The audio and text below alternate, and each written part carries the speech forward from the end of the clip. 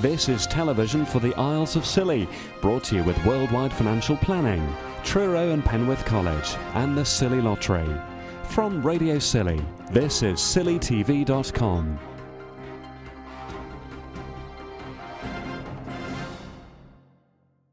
Isles of Scilly councillors have learned more about plans to radically overhaul the NHS and with it the operation of our hospital and some healthcare services here. The Community Health Division of the Cornwall and Isles of Scilly Primary Care Trust will be hived off into a separate entity. The division is responsible for dentistry, podiatry, school nursing and physiotherapy, as well as occupational therapy and running our hospital. Under the plan, a not-for-profit business could be created, subject to approval by the Primary Care Trust Board, and they would rent hospital facilities. We would have a kind of a rental or leasing arrangement for the facility. It's likely going forward that mechanisms will be put in place within the NHS for the hospitals to still be owned by the NHS, and there's some talk that the new National Commissioning Board may hold that responsibility. The plan is to create a community interest company. The alternative option of handing over services to another NHS trust to run hasn't been favourably received. Kevin Baber is Managing Director of Community Health Services. He addressed hospital workers in St Mary's last week. There will be some changes for the workforce locally. Well, the staff would transfer into that new organisation. Kevin says that staff pensions would be protected during a changeover period, but workers would no longer be working for the NHS. Kevin says he's not aware of any job reduction plans here. But there are there's an employment law that would protect that under the TUPE arrangements.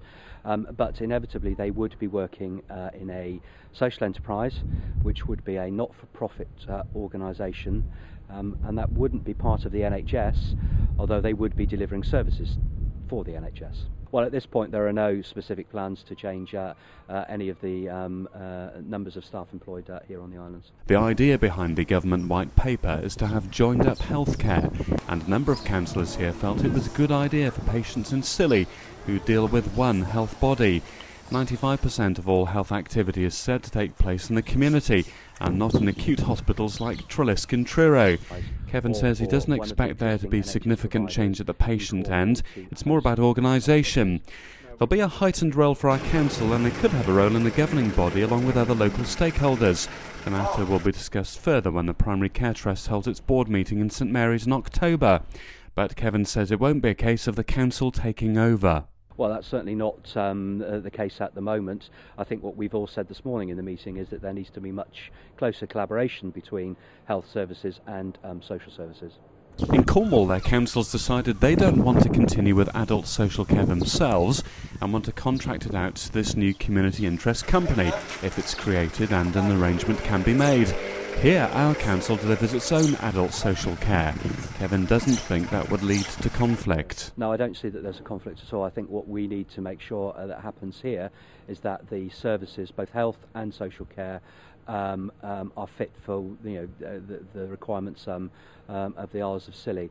What I would say though is that we do need to make sure that those services are joined up and they work together in partnership. In the future, private companies could pitch for the chance to operate St Mary's Hospital and healthcare services here after an initial 2-year run under the new scheme.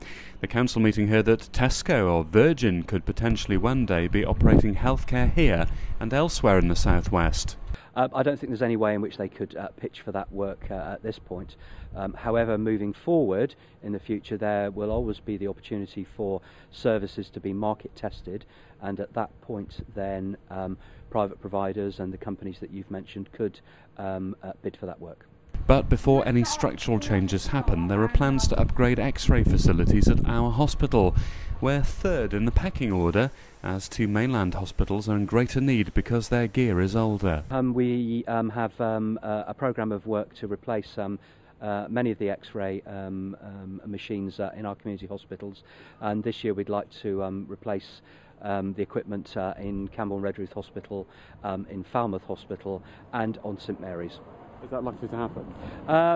It's difficult to say at the moment, but in terms of our priorities, the two units over in Cornwall are of a higher priority because their equipment is much older, but then next on the list will be the equipment here on St Mary's.